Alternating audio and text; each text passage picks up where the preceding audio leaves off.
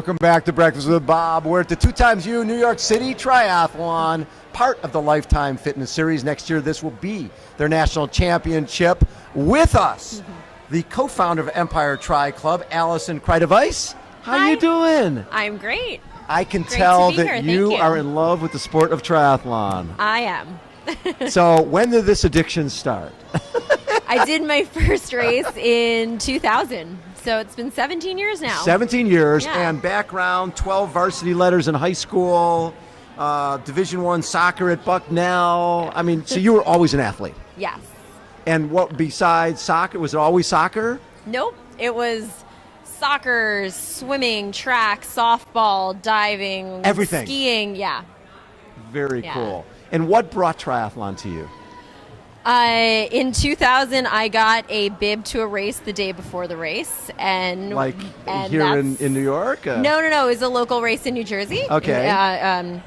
The Wyckoff Triathlon, Wyckoff, New Jersey. Okay. And I did the race the next day. And How granted, I long? had no training besides being athletic. A sprint. A sprint, okay, yeah. Yeah, but it was a longer sprint. Had a 5-mile run. So, something that if you're not trained for, you get It can thrown hurt. in. Yeah.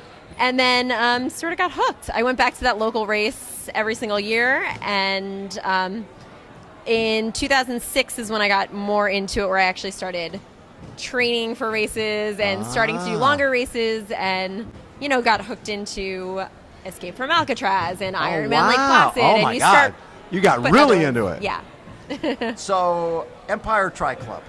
Yes. Your cousin Jessica. Yeah. What led to the creation of the club? So I had previously worked for SBR Multisports. Oh, yes. Yeah. Yeah, in Midtown. That was my first job out of college. Loved it, grew the club. That's kind of what got me addicted to the sport. And after a few years, kind of went on a career change and went a different direction, and I missed it too much. And Right. I said, you know what, I need to get back to my roots in the city and start introducing triathlon again. And my cousin at the time had just had her first kid. She was looking to come back to work part-time, but didn't really know in what capacity. And it was just this period where we just started chatting and having these conversations of like, I wanted to get back into it. Yeah. She wanted to find a way to get back in shape after having a baby. And we just decided, let's take this idea and run with it and start up a club and a coaching business. And how big has the club gotten? We've got about 150 members. Nice. And throughout the course of the season, we also do 2 beginner programs where we train another 50 athletes to do their first sprint triathlon. Right. And we probably train another 200, 250 athletes for whether it's a one-day clinic, like an open water swim clinic, or a 4-week instructional swim program, or like a, one-day workshop type of thing. You've also been a huge supporter of Challenge Athletes Foundation. Yes, I Talk was, a little yeah. bit about how did that start, and why is the charity important to you?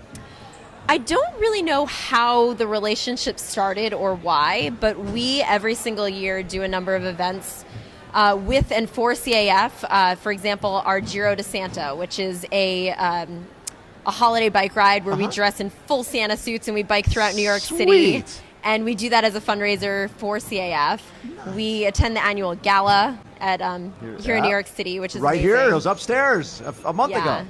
And through CAF, we've gotten to just meet so many amazing, inspiring people. And I think once you start meeting the people, and it's not just a charity, it becomes, you have personal relationships, and Connection. you see how, Yes. you see how your efforts and your connections are really making a difference and benefiting people, not just an organization, but that's.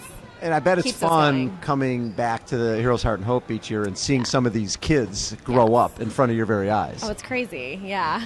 And seeing all they're accomplishing and all the different opportunities that they Yes. never used to be. Yeah, So you'll be racing on Sunday. I will be. Okay. And you have a number of club members racing too?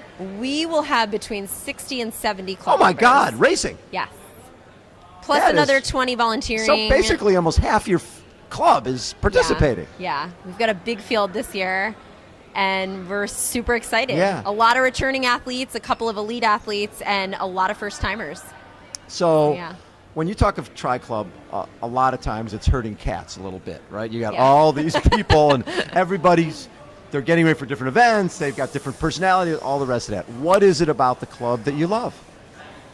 I love the community aspect. It's not just about, follow a training plan and sign up for this race. Right. It's about we have 10 different coaches that lead different sessions. So you get the experience and the personality and the expertise of all of those different coaches. Plus, like, just learning athletes' stories and the personal connection that you make from whether it's somebody who signed up because, you know, they got in through the lottery and didn't expect to get in. It was like that oh crap moment of like, now what do I do? Like, I need some guidance. Yeah. To the person who signs up on a weight loss mission or to just get healthier in general. Or we've got a lot of people who are, you know, sign up later in life where, you know, they might be 40 or 50 years old and have never really experienced athletics in any capacity and just decided this is my time to get fit and take on a new challenge. So it's just fun learning all of the different backgrounds and personalities, the different athletes, and seeing them, you know, progress throughout the sport. To see them thrive. Yes. Now, were you at the diaper derby today? Yes. And what horse were you betting on? Number 28. Number 28. And who's number 28? Charlie Kreideweis. And how'd he do? Yeah. He had a little stage fright. He was a little tough out of the gate. Yes. Yes, he was like, he had a little quick problem. Out of the gate, stopped at the halfway that's point, right, yes. and then turned back. That was so like he crawled the full distance, but not in the right direction. That was like the cutest thing on the whole planet. With the different athletes you've worked with, have there been like one or two stories where somebody came to you and you're like, I don't know how this person's going to do this sport, and you just saw this transformation that blew you away? Yes. One person that comes to mind is a woman who did our 12-week beginner program. Yeah.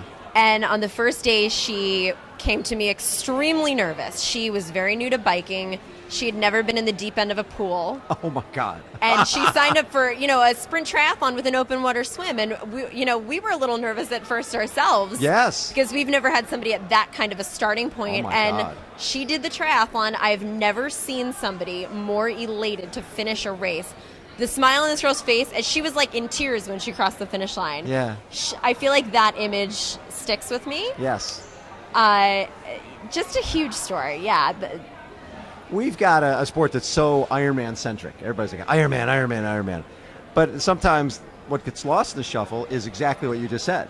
A sprint or an Olympic race can change somebody's life just as much as a full race. Have you seen that a lot? Yes. Yeah, I think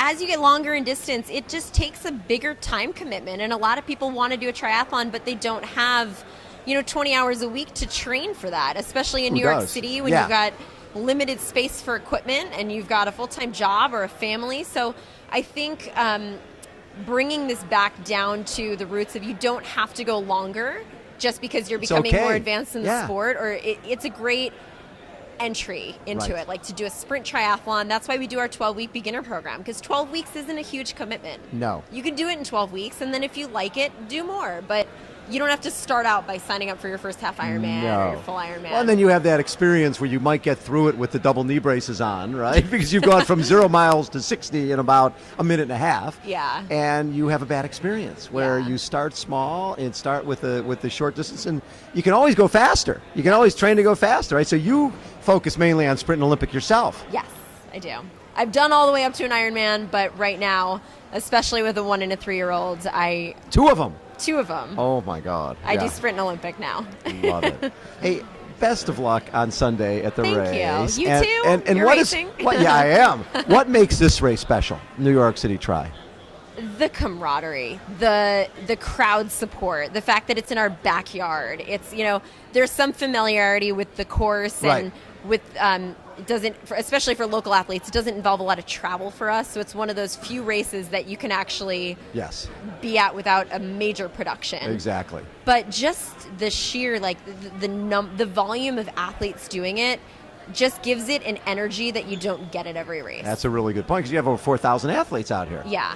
Love it. And I think also just the size of our field, our team that's doing it this year, you see so many of your teammates out there on the course that it pumps you up, it gets you to push a little bit harder, and you're always seeing familiar faces, which you don't always get in every race. Love it. Alison, thanks for all you do to grow the world's greatest sport. Thank you. Alison Kreideweis has been our guest. Again, Breakfast with Bob, 2 times U, New York City Triathlon. Hold on, everybody. We will be right back.